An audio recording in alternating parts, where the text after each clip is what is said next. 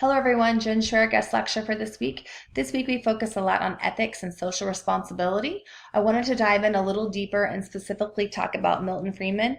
He is a Nobel Prize winning economist that has several different thoughts on the economy as a whole, but specifically one of his most well-known things is regarding social responsibility.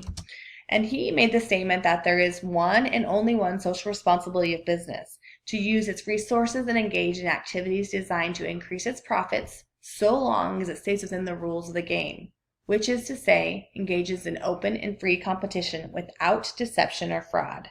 This was his big stance.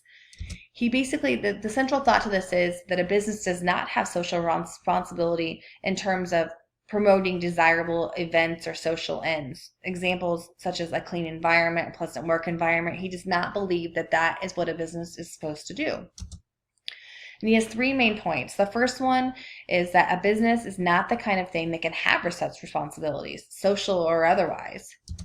The second one is that businesses are treated by the law as individuals and assigned a set of responsibilities.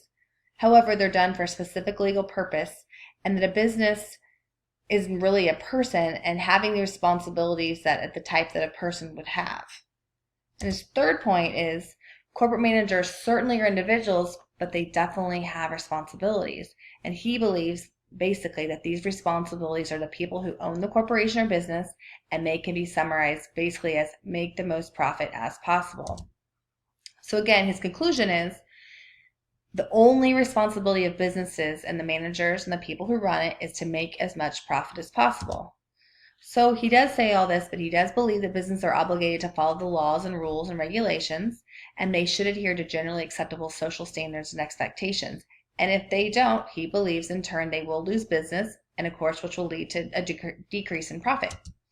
So again, overall, he strongly believes that the only real goal is to maximize profits, and that you should never break laws or break rules. But again, your overall goal and your norms of business activity and behavior and your employees' only goal should be to maximize profits. So this is kind of interesting as we've evolved in society since he was initially made these claims. He was born in 1912 and again was a well-known economist, passed away in 2006, but along all these years he's had several different points, and this is one of the big ones that he came out.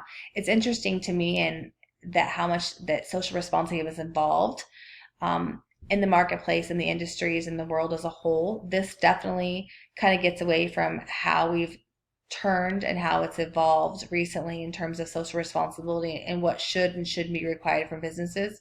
Businesses definitely are turning to more community outreach, community organizations, making the world a better place to live and the communities that they live in, which is the opposite of what he believes.